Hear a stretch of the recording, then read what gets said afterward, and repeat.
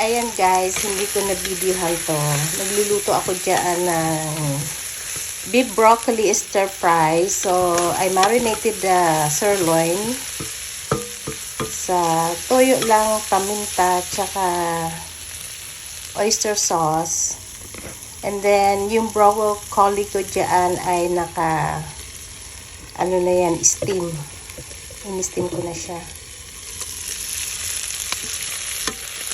So, nag-i-stir fry ako. Nilagyan ko na siya ng sibuyas and green onions.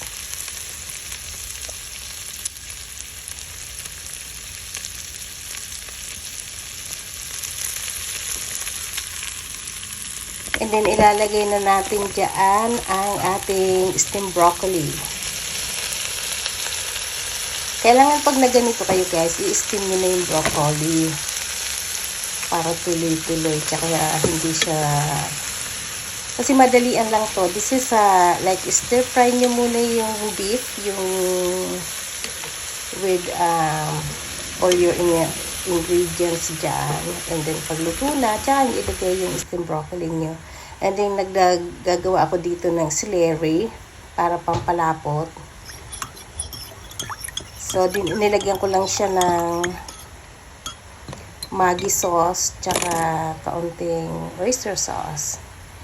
And then, so, nilagay na natin dyan para yung magkasama na silang dalawa. So, ibubuhos na natin dyan. And then, hihintayin nyo lang yan na kumulo. Kasi magtitikin naman siya. So, parang hindi siya yung masabaw. Kung gusto nyo lagyan ng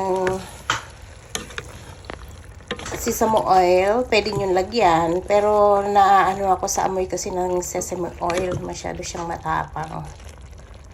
So, ayan, paluto na yan.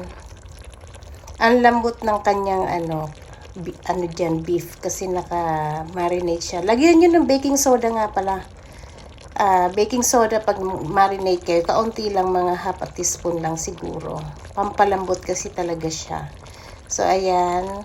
Nagsisimmer na siya. Napakadali.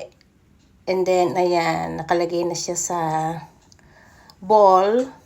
Ready to eat na kami dyan. Umuusok pa siya. So, ganyan lang kadali, guys. Thank you again for watching Cooking with Heart.